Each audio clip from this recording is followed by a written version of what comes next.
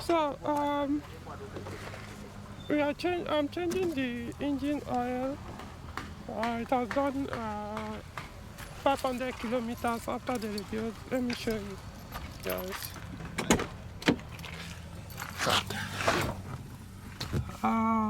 Man, let me zoom in. Oh man, it's 517 kilometers. So it's dark here. Anyway,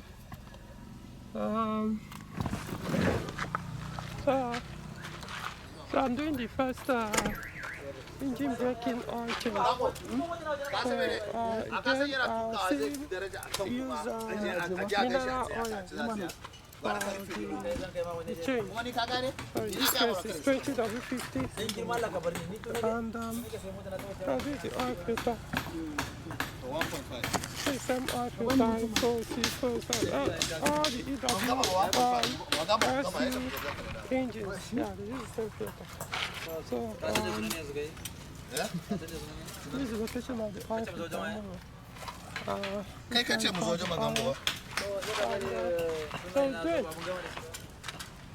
So this will also run for another 500 kilometers before I now change and put the oil I will be using for the engine, which is going to be 10W40.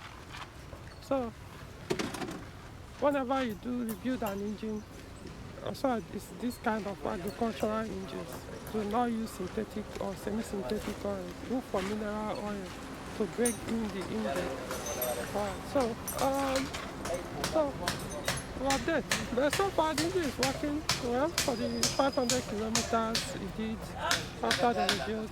So far, so good. Alright. Yeah, so pouring the oil now.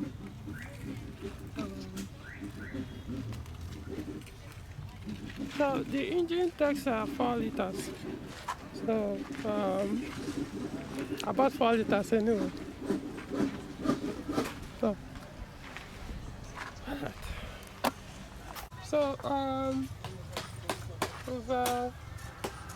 we've finished pouring the new oil. So I'm going to cover this back.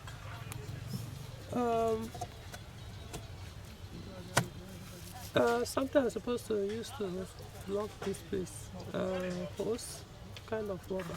Look at it. So let's check the level.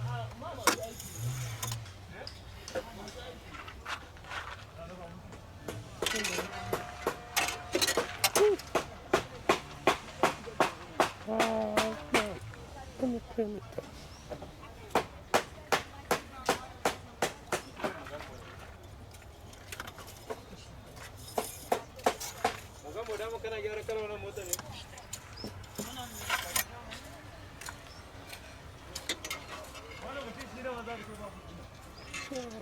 Okay, it's new oil, so I don't expect the camera to show you very well. But it's actually a little bit below the maximum mark. Let me point it out. There it is. Somewhere here. This is the maximum mark, minimum mark, so it's somewhere here. So I'll leave it like as it is. So about 4 liters, but what is still remaining? Let me show.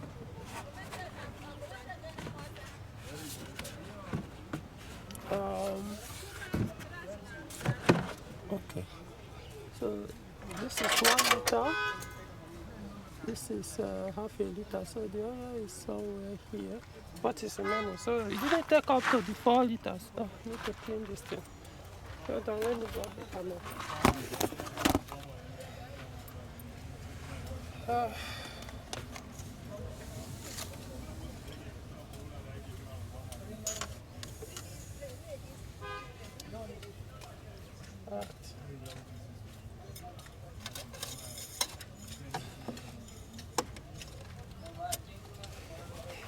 Okay, so next thing is to start the engine, and you see Right.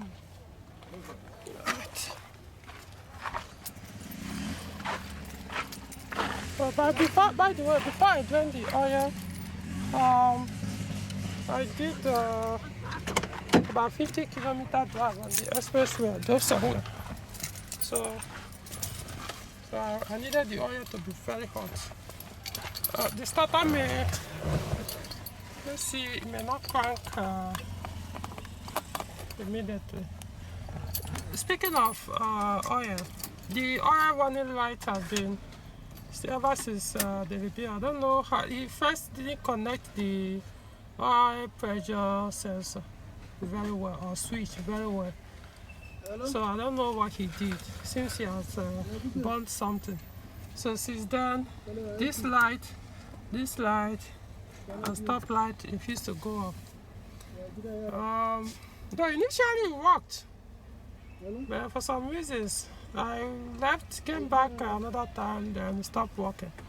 How I knew that is electrical issue was normally once you disconnect that the connector on the oil pressure switch or sensor, the warning light goes off. But this one stays on whether it's connected or not connected. So now they are connected, but if you start the car, they'll stay on anyway. So I'll look into that later.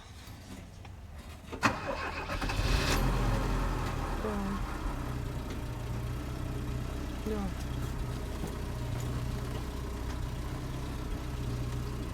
So the engine runs now. You can see the warnings are still there. This is the handbrake. So how it works. So